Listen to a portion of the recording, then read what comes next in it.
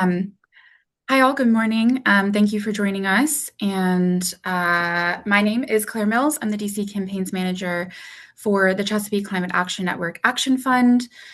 Before we get started, just want to start us with a couple of logistics notes. You can enable closed captioning for this event by going to the three dots labeled More and then selecting Captions. This event is being recorded, and the recording will be made available on Secant Action Fund's website following the event. After our program, we will have a Q&A session, so you can submit questions through the Q&A function here on Zoom. Again, will be in that bottom bar or under the More option. So select Q&A, feel free to submit your questions as the program goes or once we get to that at the end. The chat is disabled for this event.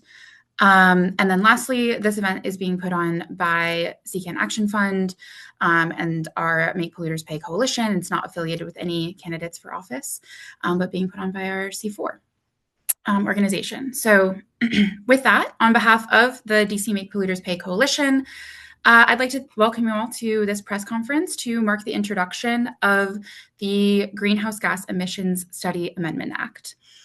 Climate change is no longer a phenomenon of the future. It is the weather that we experience every day.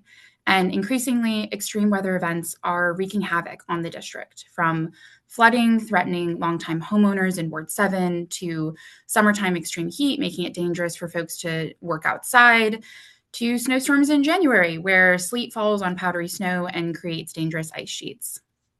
This press conference today was supposed to be in person, and it's a bit ironic that we had to change our plans and make this a virtual press conference due to some extreme weather. But this practice of changing our events and programs to accommodate extreme weather is something we're getting used to at Secant Action Fund. Extreme weather is becoming more common, less predictable, and more expensive. And we know who is at fault for this: big polluters who have created the climate crisis and need to pay to clean up their mess. DC needs a real response to intensifying extreme weather and the climate emergency. We need to actually do the work to know how climate change will show up in the district so we can create a real plan to address its impacts. We need to determine the cost we can expect to hit our pocketbooks so we can make polluters pay, not taxpayers. And we need to make our city more resilient to changing weather so every Washingtonian is prepared when extreme weather hits. Given rising energy costs, the financial impacts and unpredictability that the Trump White House presents to DC in our budget, the mass firing of government employees, and rising costs across the spectrum, we must act now to make our city more affordable. Our council doesn't have to choose between building more places for people to take shelter in extreme weather and upgrading drainage pipes to help handle extreme flooding. There can be enough to go around, especially if big polluters pay DC what we're owed. That's why our coalition has partnered with Councilmember Louis George to develop the Greenhouse Gas Emissions Study Amendment Act. Passing this bill will kick off a study of the impacts of extreme weather in the district so that DC can responsibly plan for our future and hold those responsible accountable. It is the start of exploring what it means to make polluters pay, and it's setting up everyone in DC for a safer, more predictable future. I'm joined today by several members of our coalition who will speak to the need for this legislation and the campaign more generally to make polluters pay in DC. I'm also joined by folks who can speak to the national Make Polluters Pay movement that is passing the torch to DC today during a national Polluters Pay Week of Action. And of course, we're joined by Councilmember Louis George to speak directly to her leadership and vision for preparing the district for what is to come. So now I'd like to get us started by introducing Ariana Kretz, an organizer with Sunrise Movement DC. Hello, everybody. Thank you so much for having me here today. As Claire mentioned, my name is Ariana. I'm an organizer with Sunrise DC and originally from Los Angeles, California. This legislation to study the financial impacts of climate disasters is a critical first step in safeguarding the future of young people like myself. Last January, I distinctly remember sitting in my DC office and seeing image after image of the Palisades fire tearing through communities and places that I love. From afar, I watched helplessly as a school I did high school debate in burned to the ground, cafes I frequented from crumble, and friends evacuate as their homes were threatened. These fires, fueled by the greed of fossil fuel corporations, destroyed over 16,000 structures and 31 lives. A year later, researchers have found that the toxic chemicals released from the fire have literally changed people's blood chemistry, leading to higher levels of lead and mercury that cause symptoms like chest pain and dizziness. And now, DC is facing a snow emergency that has left 820,000 people across the northeast and the south without power and caused at least 9 deaths. DC will continue to face disasters as the climate crisis accelerates. In particular, our precipitation and heat risk is projected to significantly increase through 2050. Climate Check reports that in 1990, people in DC experienced about 7 days above 94.6 degrees Fahrenheit a year. But by 2050, people in the district are projected to face an average of 38 days above 94.6 degrees Fahrenheit a year. Although nearly 2,700 miles apart, LA and DC, and in fact cities across the country, share a common struggle against the fossil fuel industry who has perpetuated these crises, and our resistance is shared too. Maryland recently passed the Renew Act, a bill that will lead to comprehensive analysis of the economic impacts caused by greenhouse gas emissions that lead to harmful climate change. It is up to DC to carry on Maryland's example and pass Councilmember Louis George's legislation to study the financial impacts of climate disasters like the one we're currently experiencing. Eventually, as we build momentum and pass legislation that makes polluters bear the cost of these climate disasters, funds can be used to increase community resiliency to extreme weather events like the one we are currently experiencing. Investments in upgrading building infrastructure, strengthening emergency response, and expanding green spaces and cooling centers are just some of the projects that can be supported by legislation to make polluters pay. Young people deserve a future where they are safe, where their power will still work during a snowstorm, where their bodies aren't poisoned by the land, and where their homes aren't swept away by floods. This legislation will help us achieve a brighter future for our youth, and I call on every DC council member to support it. Thank you.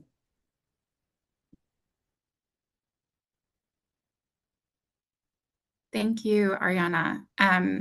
Really appreciate your remarks centering on why we need this legislation and where it comes from. Now I'd like to introduce my colleague, Jake Schwartz, Can Action Fund's Federal Campaigns Manager, to tell us more about the national movement behind us and the years of organizing across the country that DC is building on with this legislation.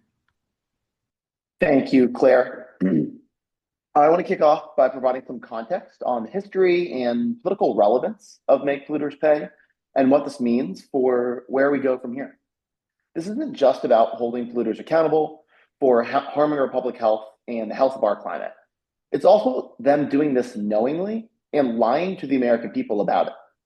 Since 1954, Exxon scientists have known the effect that burning their oil has had on worsening the greenhouse effect. And yet they lied and actively lobbied against health and safety regulations for 70 years. They knew what they were doing, and now they have to foot the bill. If you break it, you buy it. And the fossil fuel industry has led the shattering of the Earth's climate system. It's time they pay up. So this is a mass movement operating from coast to coast. 2 states, New York and Vermont, have successfully passed bills enabling these climate superfunds. And Maryland, as Ariana said just the other week, passed a study bill, which puts them on the path to be the 3rd state to enact this accountability legislation next year.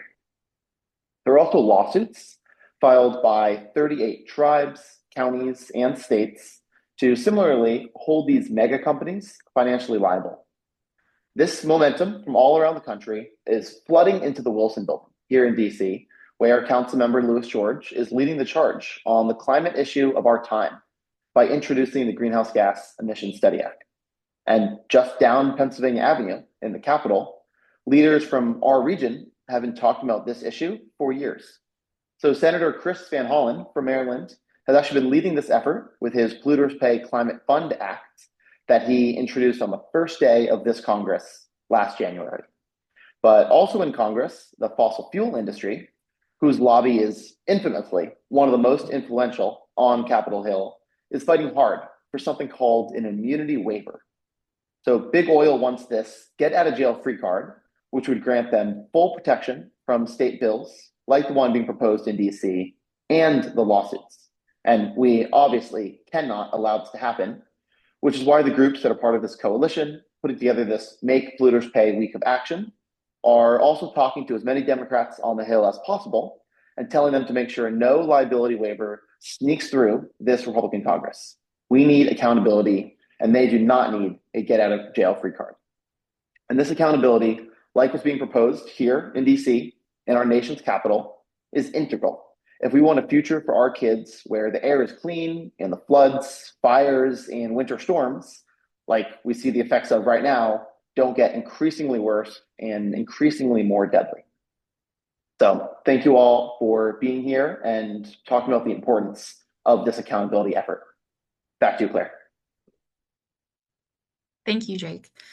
Now I would like to introduce Oye Olewa, DC Shadow Member of the U.S. House of Representatives, to speak more about that federal context that DC sits in and how this local legislation sets the district up for success. Absolutely. Can you all hear me? Perfect. I want to first thank you all for allowing me to be here and, more importantly, putting this press conference together. I want to urge all council members to join Janeese Lewis George in passing this legislation of the Greenhouse Gas Study Act. You know, me, I'm a scientist, I'm a pharmacist, and I kind of want to take a step back and just tell the facts. Fossil fuels, they contribute to 75% of greenhouse gases emitted to the air. Fossil fuels are responsible for 90% of CO2 emissions going into the air. And DC is one of the hardest hit areas in this country impacted by climate change. 2%, 2 degrees Fahrenheit increase in the last 50 years. That's above the country's average. And we're seeing today with extreme weather, heavier rainstorms, longer summers, and just overall less in quality of life. I also want to bring up the impact of the history of fossil fuel industries. As Jacob mentioned earlier, they're complicit with this issue. Internationally, my story begins in Nigeria. In the 1970s, shale gas not only polluted the Delta region, but also killed off the environmentalists, killed off all activists, killed off people who spoke against their profit line because the government allowed them to do so. We must not allow congressional immunity for these bad actors. In addition, in my role as fighting for DC statehood, we in DC are also negatively impacted by not being a state. Right now, the Attorney General and some other folks are trying to lobby lawsuits against the big oil industries, and we have Congress members trying to thwart this action. We have Attorney General Pam Bondi trying to thwart these actions to making sure that we hold those accountable. Although we're not a state, we are the city on the Hill, and people are paying attention to what's going on here in DC. Whether we're protesting against international issues, whether we're marching for our own self-rule, and now with this bill that Janeese Lewis George is presenting, making sure that we're studying the effects of greenhouse gases against us.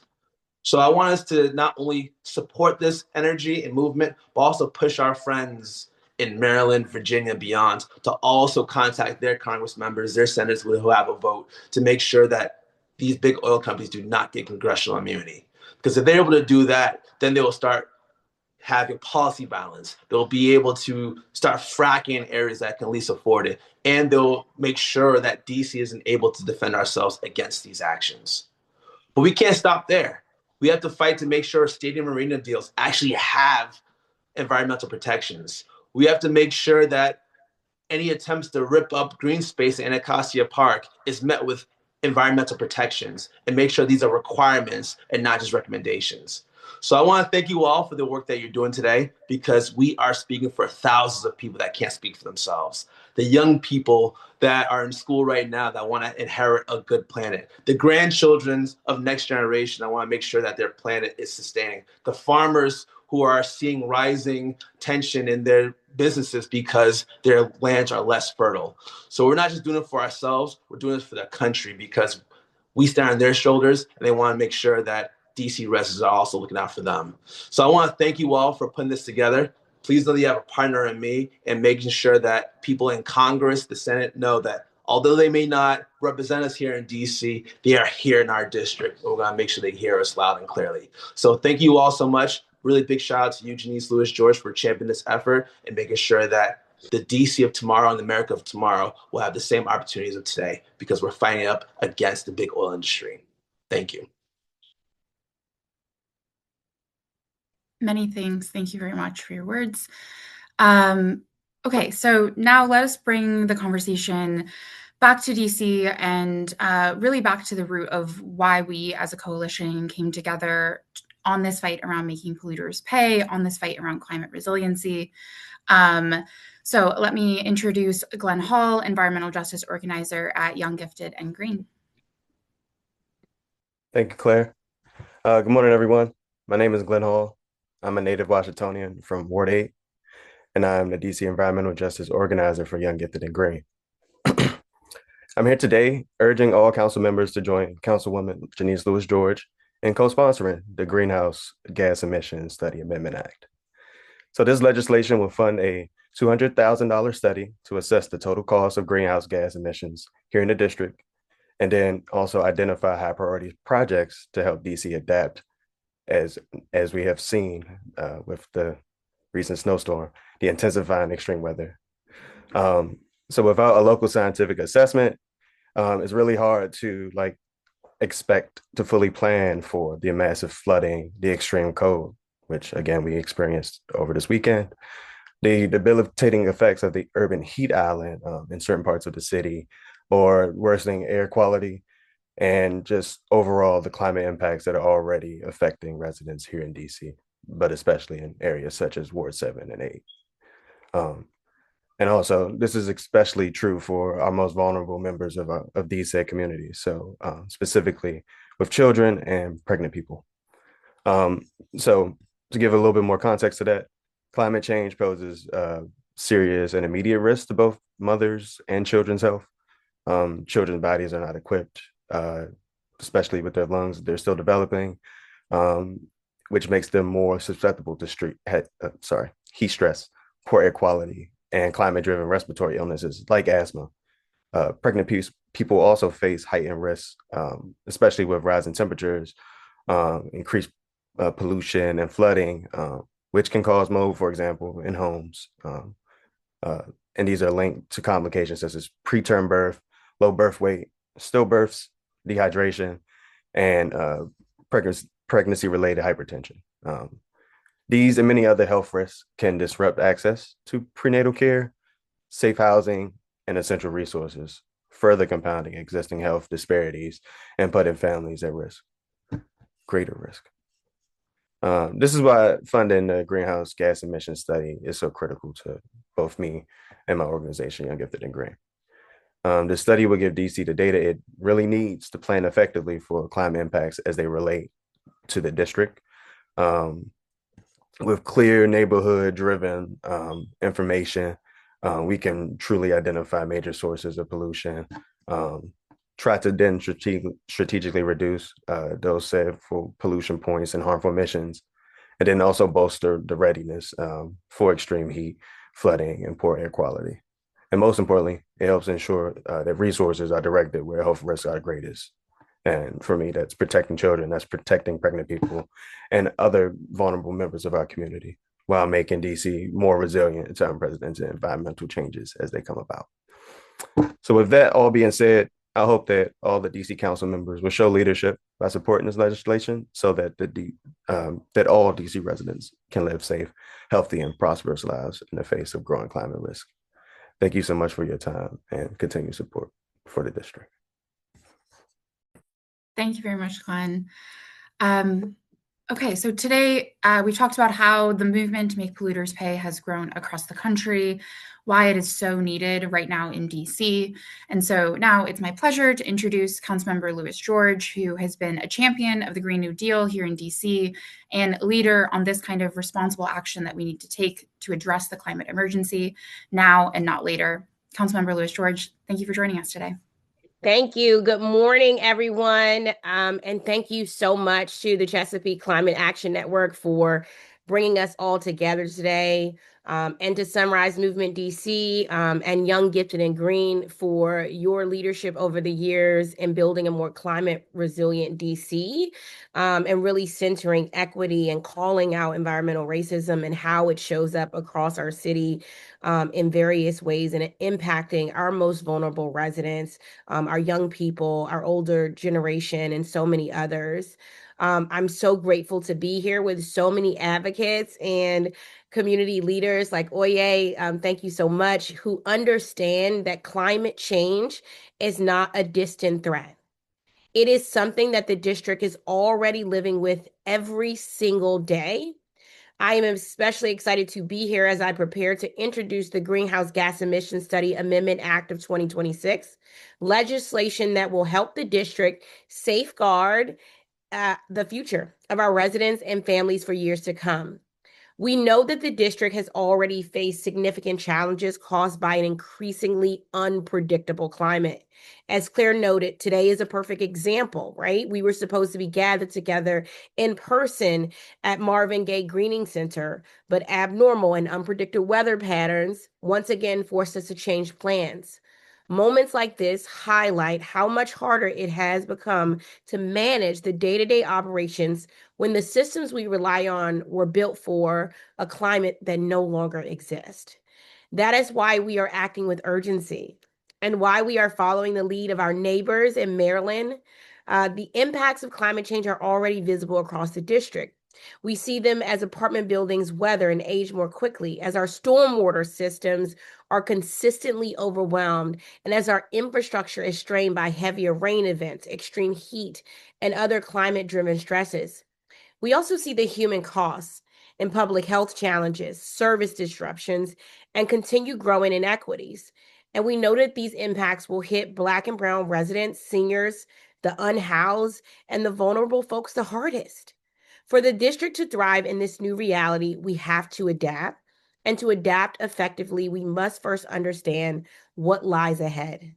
The Greenhouse Gas Emission Studies Amendment Act is designed to give the district a comprehensive, data-driven understanding of how climate change driven by greenhouse gas emissions has already affected our city and what those impacts are likely to look like in the years to come. This study will assess the economic costs associated with climate impacts, including the strain placed on infrastructure, public facilities, and essential services. Just as importantly, this study is also about providing predictability in the face of instability. Right now, too many climate-related decisions are made using fragmented data, short-term assumptions, or outdated models. And this legislation moves us away from guesswork and toward a shared, credible foundation of information. With real DC-specific data, the district government can plan more responsibly for capital investments, infrastructure upgrades, and emergency preparedness. And the private sector, including developers, investors, insurance, lenders, and employers, can plan with actual greater confidence as well. When everyone is working from the same reliable data, we reduce risk, control costs, and make smarter long-term decisions that benefit the entire district and the region. This study will help inform investments in climate adaptation and resilience, from preparing for floods, extreme heat, and heavier rainfall to improving building performance, upgrading stormwater systems, and strengthening our energy resilience during emergencies. It ensures that future actions are well targeted and guided by evidence and foresight rather than just reaction. Tomorrow, I'll be introducing this bill in alignment with Maryland's Renew Act, reflecting a shared regional understanding that climate impacts do not stop at jurisdictional borders and that coordinated data-driven planning is essential. At its core, the Greenhouse Gas Emission Study Amendment Act is about readiness. It is about ensuring that the district has the tools it needs to plan for the future with clarity, transparency, and confidence, even as the climate becomes more unpredictable. We cannot eliminate uncertainty from the climate itself, but we can eliminate uncertainty from how we plan for it. This study is a critical step forward toward doing exactly that. So I want to thank you again to the Chesapeake Climate Action Network for your leadership and support in the creation of this important legislation. And to my colleagues, Council Members Robert White, Brianna Doe, and Brooke Pinto, who have already signed on to co-introduce this legislation with me. And I look forward to more colleagues signing on. And thank you to everyone here today for your commitment to building a more resilient and prepared district. If we were in person, I would end us with a chant, which would say, when I say polluters, you say pay. So even though we are not together, I still want to do it. And you all in your, wherever you are, can say it loudly. If you want to unmute to do it, you absolutely can. Because I want us to be in reverence for the energy that we are going to need for this fight. And it's not just this fight we're going to have, right? This is only one step. We also know we have urban heat islands. We have to stop Project Pipes. We have a Green New Deal for lead pipe replacement, a Green New Deal for housing. We have so many things we have to win in this city and fight for in a regional way. So if you can unmute, if you can't, just yell it to the tops wherever you are. When I say polluters, you say pay. Polluters. Pay. Polluters. Pay. Polluters. Pay. Thank y'all. Let's go win this, DC, and let's continue to be together in solidarity for this fight, for our future and for our now. Thank you. Thank you very much, Councilmember, for your words today, your leadership on this issue, and your leadership always. We very much appreciate it. And thank you for introducing the Greenhouse Gas Emissions Study Amendment Act, and to your colleagues for their support as well. Okay, now we can open up for questions. Again, we're using the Q&A function for that. So if you do have any questions, please go into more and then Q&A, type in your questions, and we can see them on the back end to answer. Feel free to direct it to someone in particular, or I am happy to direct it for you. I'll give folks a minute to jump in.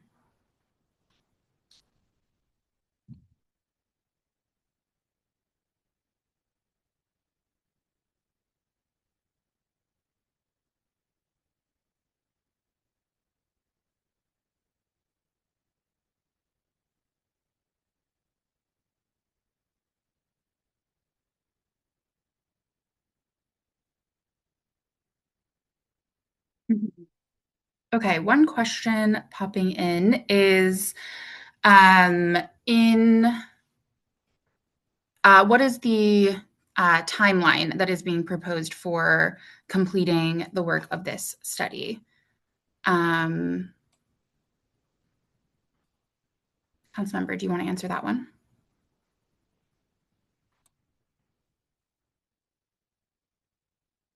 The question was, what's the timeline that's being proposed for working on this study?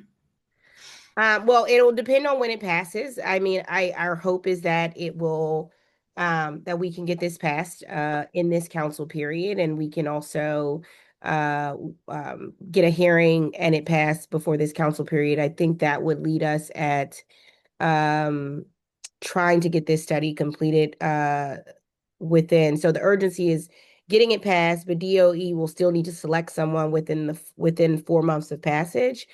So I would say the current timeline is 2027, 2028, in the hopes that we can get this done very quickly in this council, during this council period, which would set DOE up for a 2027 rollout.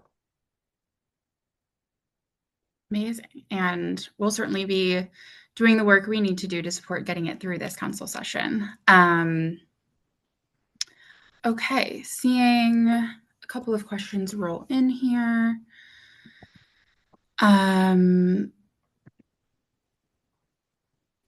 Okay, seeing a question, what are your priorities for projects that could be funded by ultimate polluters pay legislation once implemented? So what are the kinds of things that we might want to see the study look into, the kinds of projects that we hope we could have a more strategic approach to? Councilmember, I'll let you take that one, and I know some of us advocates might have some thoughts as well. Yeah, I mean, I would imagine all of our capital projects that are coming up. So that would include, modernizations of schools. That would include modernizations of any government buildings. That would include the RFK Stadium. That would include many of our all of our capital projects. It also include advising on things that will come before the Public Service Commission, things that we know are pending, like project pipes and others that can really help us really make it. Stormwater infrastructure, housing resiliency, public health outcomes. We talked about this heat islands. As well, Young Gifted and Green. He talked about heat islands, but it's real, and more green spaces, right? So these are the things that we are hoping this study will be able to really shed some light on, and then move us to action in this moment. Yeah, I will just jump in. Absolutely think that those are all the types of things we need to see additional resources going towards to ensure that they are built for the future that's coming. I think another example to highlight is there's big portions of the district that are in the floodplain, and what we used to call like a 100-year flood, they're now happening far more regularly than that. And so identifying some priority projects we can to contain floodwaters, help residents be better prepared. I think that's a really important priority to making sure, longtime homeowners that are now suddenly in the floodplain when they weren't before, can keep their homes, and that we can build sustainably in the district. Anyone else want to jump in on this one?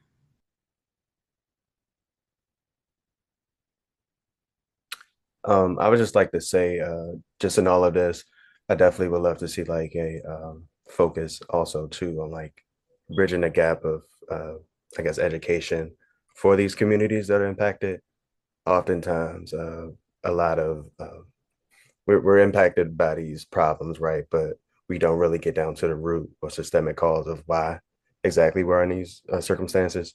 So I think like a key component or something that could come out of this that I would love to see is just educating the public more public engagement, more getting people who are, experiencing this involved in the problem and involved in solutions, and also heard when, they speak about these problems.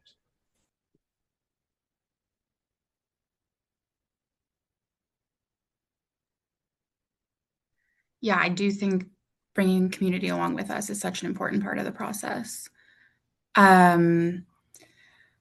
Okay, question. Would this study and would potential funds being brought in through this be used only for adapting to climate change or also mitigating the climate crisis? I can let others jump in here as well, but what I'll say is that this legislation is really looking about how is climate change addressing the district or affecting the district right now. What does it actually look like, and how does it show up in people's lives, and what can we do to reduce that impact, reduce that cost for residents? So it's very focused on that resilience and adaptation side, but sometimes there are overlaps between what we think of sometimes as mitigation. So an example of that is, building out better solar across the district, or more battery storage across the district, is a really important resilience method that helps us keep the lights on and keep the power going when there's a storm like this weekend, if there are issues on sort of the larger grid. So we need to do that in order to adapt to extreme weather. It's also clean energy, which is better for reducing emissions. So there's some places where there's happens to be overlap, but the focus of this work is really on adapting to the climate crisis and preparing our communities for extreme weather.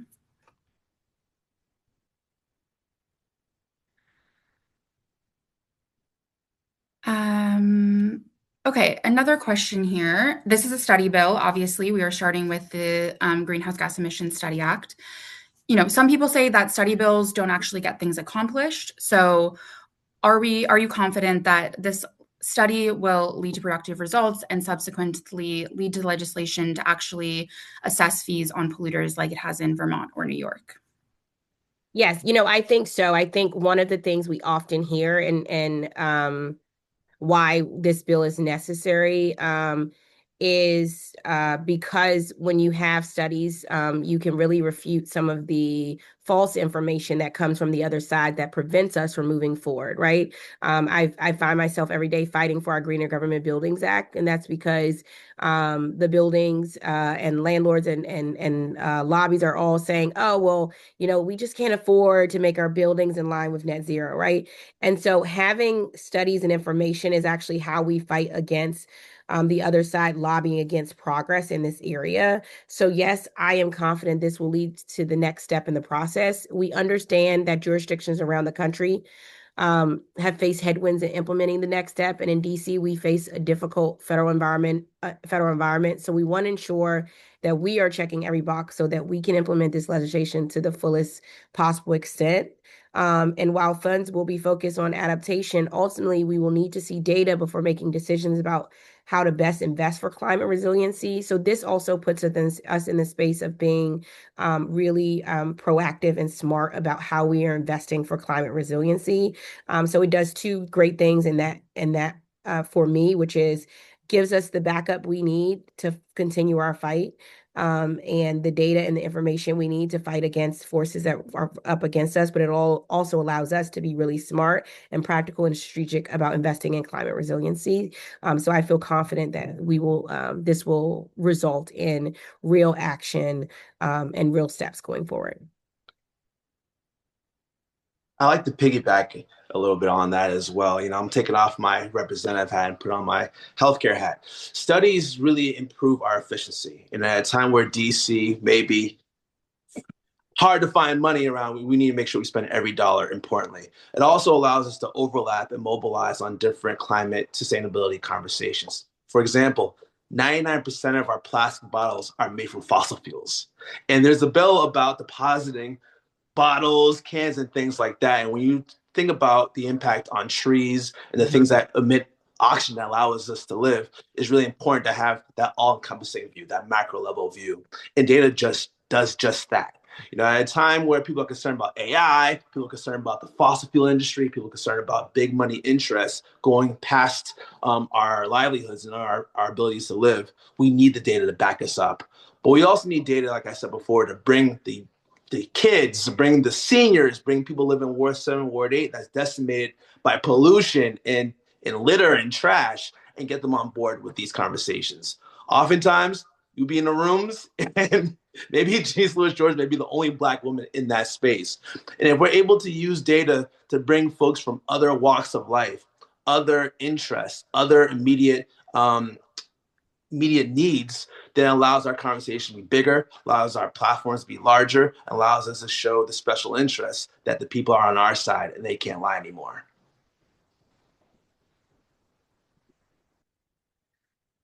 Yeah, and I think certainly in a fight like this, where we're taking on some of the most powerful folks, powerful corporations in the world, it's really important to have that backing of data on our side, which we know that we do. Okay, I think if anyone else wants to submit a question, gonna close us out with one or two more here, so get them in now. And I think gonna combine a couple different questions folks have submitted, but basically want to ask, how do folks foresee opposition and for this kind of study bill or to eventual polluters pay legislation? What do we see as our sort of challenges getting this passed and happening here in the district? And what are we doing to proactively address some of those challenges?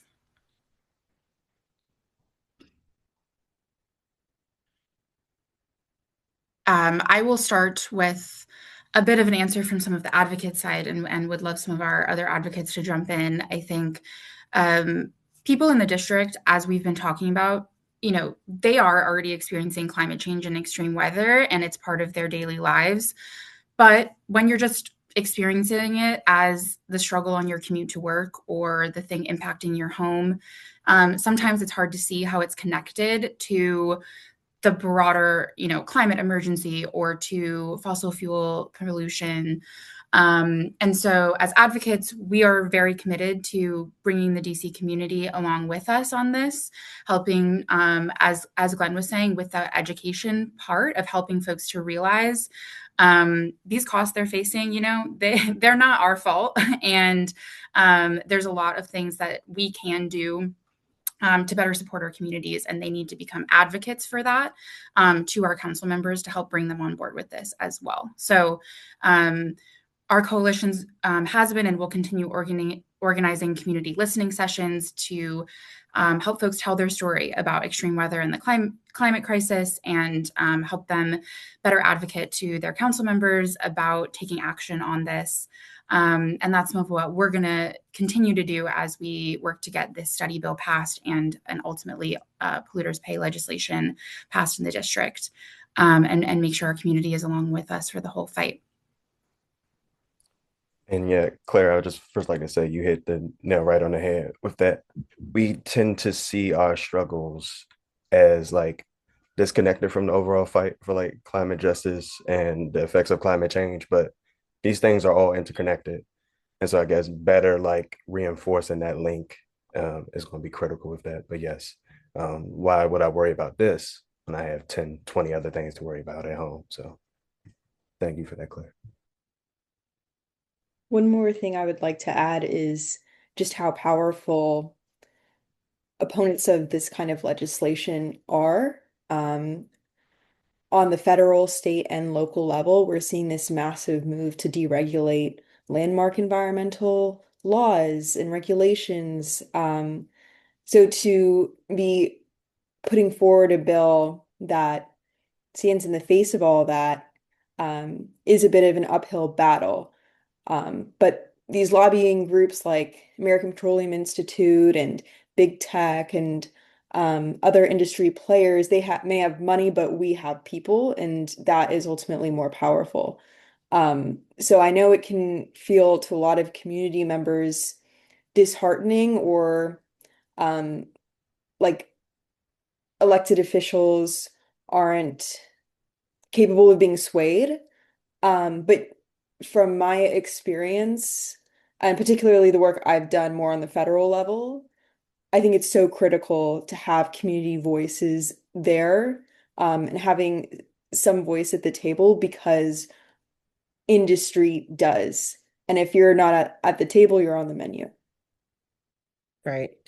I'll say, I think it is a tight budget environment. It always will be a tight budget environment. I don't think there's a year I've ever heard in DC that there wasn't a tight budget environment, if I'm honest with you. Since I've been in office, every year has been the end for us. And then every year we end up with revenue overtures. But acknowledging that will be one of the things that come up, that this is a tight budget environment. We know, in my opinion, we know we have the resources and we need to invest. And this is one of the ways in which we're actually supporting in a tight budget environment, actually, is doing this and being smart about our funding and being thoughtful. I expect that we'll hear a lot of, we agree we need to be on this, but it's expensive. And so while we find millions to invest in things like stadiums and other things, I think it's important to note that we need to be investing in this real work right here because of the human impact, the people impact, the most vulnerable. I think always centering the people and how it impacts people's health. I really appreciate it, Glenn and Oye, really highlighting the connection to health, the connection to equity. And I think that's the most important thing we can do in this moment, is really connect it to the health gap and equity gaps. I think we will need to fight for resiliency and make sure that people understand that this study is a first step toward revenue generation. And to make sure we are not throwing good money after bad, as we try to make DC more resilient. So for me, I think that's going to be the important, centering people and equity and health outcomes and life outcomes, but also recognizing that this is a step towards revenue generation and being smart with our dollars, which is what we have to do in tight budget environments and in tight economies, is be smarter with our money. So I think highlighting those things from, the expected, this sounds great, but we can't do it right now crowd is going to be important, but I think we will be able to overcome it for sure. On opposition, I'll just pop in real quick and say that the American Petroleum Institute has said that combating make polluters pay legislation is their top legislative goal, at least at the federal level, of 2026. So this is not just an issue they're tracking, it's an issue the opposition is actively fighting back against, and we have to out-organize them and show them the people are on our side. We also have to have message fluidity. We, as a scientist, we can't just use all the data in our head and just jump it on the average population. We had to figure out what people care about. If somebody goes to the farmer's market and they're really upset that oranges now cost twice as cost, you can point it at climate change. If somebody is worried about lack of trees in their neighborhood, they're all getting cut down, you can point it at climate change. If people are concerned about the litter in their communities and they are upset that nobody's picking it up, we can point it to the same thing. And as Janeese can tell you, the same people that are against what we're doing are also against affordable housing, are also against treating immigrants fairly, also all against, treating people fairly. And when you realize that all of those factors are against us, you can find the opposite. The people who care about animal rights, the people who care about the environment, the people who care about affordable housing, the people who care about making DC more affordable are usually around the same side. So trying to find some message fluidity to make sure we touch on what people care about directly oftentimes allows them to buy into what we're doing here because it's all connected. Absolutely. Okay, I think that is a great place to end us. I really appreciate everyone taking the time and all of the work that has gone in from all of our partners in our coalition, Councilmember Louis George in your office, to make this legislation, to pull together this legislation for introduction.